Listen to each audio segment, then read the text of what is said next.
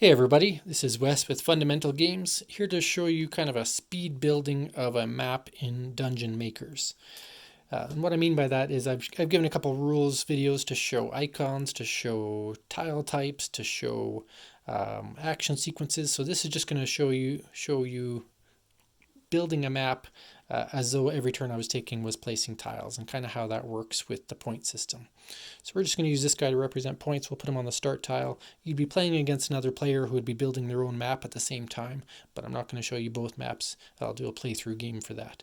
But I'm just going to play a bunch of tiles out. So let's say I play this tile, has a treasure icon, not worth any points. On a future turn, maybe I play this tile. It's a water tile. Water tiles earn you a point for every water tile in play when it's played. So for that one, I would gain 1 point. On a future turn, and again, you can only pick from the top of the stacks, but to help explain different tiles, I'm going to go through and place different ones. So this guy here has a stair on it. When I place an icon with a stair, I gain a point immediately. Maybe on another turn, I place this tunnel tile.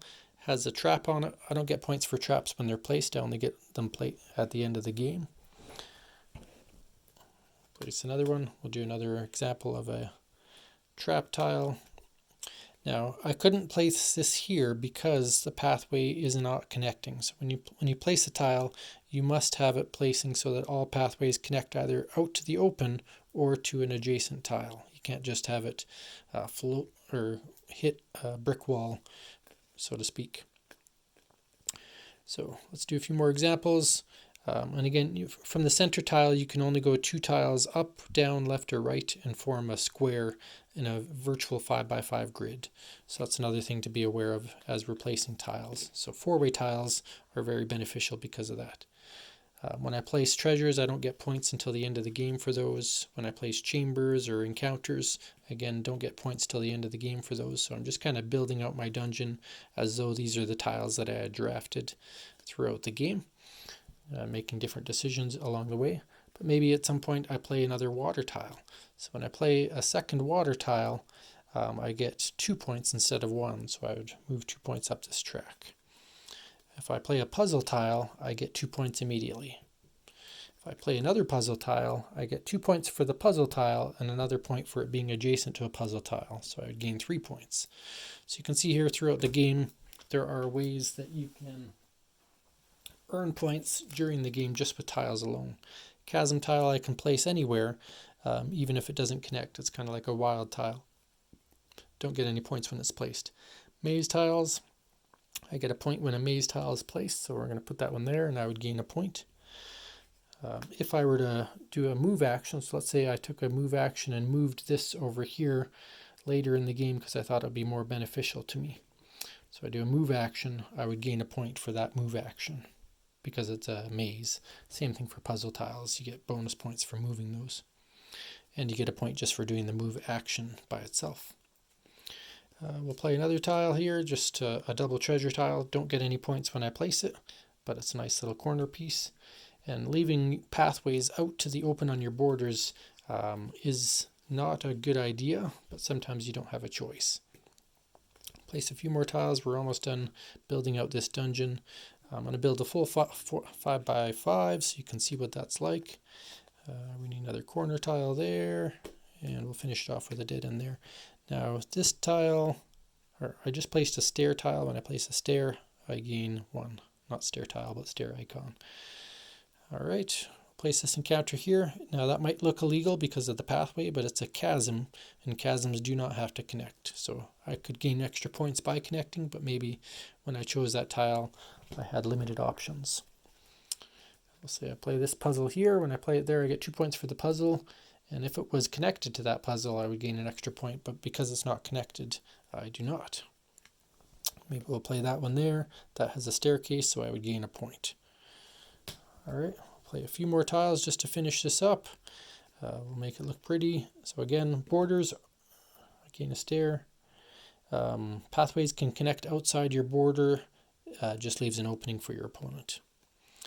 Play another water tile. When I play that water tile, I add up all the water tiles in my dungeon. So 1, 2, 3. So 3 points for that. Not bad. And then finally, let's finish it off with this tile here. So there you go. If this were the game and I had just placed that tile, that would trigger the end of the game and we would go to point scoring immediately. And maybe throughout the game we'll say that I had placed a couple of meeples. We'll put one here, and one in a chamber as an example. And we'll say at some point in the game my opponent snuck in up here. So they have a meeple in there because I left an opening in my dungeon.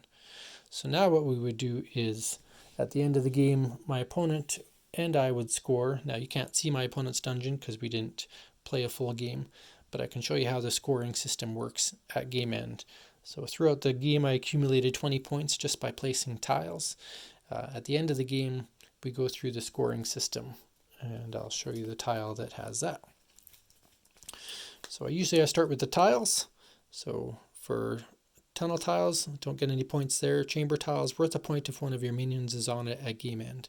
So I have a minion on a chamber tile here, which is the letter C tile, so I gain 1 point. Mazes, they count as tunnels and you gain a point when placed or moved. So I have a maze there but don't get any extra points. Water tiles only get points when you place them. The puzzle tiles only get points when you place or move them. Chasm tile, I get a point for each pathway connecting to it at the game end, so I just get 1 point for that one. And finally I get points for meeples in my dungeon, so I get 3, 6, 9 points, 3 for each of my meeples, but then I lose 5 points for my opponent's meeples, so I gain a net of 1, 2, 3, 4 points. If I had found my way over here and been able to remove those two, instead of gaining only 4 points, I actually would have gained 6 points. So taking out your opponent's meeples is beneficial. So that would be the tile side. And then I would accrue points for my icons. So I have 1, 2, 3, 4, 5, 6 treasure tokens. So I would gain 6 points. And if I had the most, we'll say that I did, I would get 5 bonus points. So, and you can always look at your opponent's dungeon so you can see throughout the game if they have more treasures than you or not, and that might make you decide if you want to go for them. Second thing is stairs. Now stairs I only gain points when I place them, so at the end of the game they're not worth any points. So those are good tiles to swap out. Next is encounters. So I have 1, 2, 3, 4, 5 encounters, so I gain 10 points for that right away. But then I look for pairs. So I have a pair of minotaurs and I have a pair of cave crabs. For each pair of creatures you get an extra point. So I get 2 extra points for my encounters. And then finally we look at the traps. And so we look at the different types of traps. I have a ball spike, a pit trap, and that's the only 2 types of trap tiles I have. If I had had more variety, it would have been beneficial, but with only 2 types, I get 3 points for the first set, 1, 2, 3, and then I have another spike and another pit, so I get another 3 points. Basically I had 2 sets of 2, so worth 3 points each. And that's it. At the end of the game, the only other points I would get is if my opponent had thrown a block tile in my dungeon. So let's say that this block tile was here, for example, then I would lose 2 points. And they can't put block tiles on top of your tiles. They can only put it in empty spaces in your dungeon. But there's a quick example of how scoring might work. Again, when I do a full playthrough video, it'll be a little bit clearer to see how that all works together. But this is meant as an explanation and kind of give you a preview of what to expect in the game. Thanks for watching. Take care.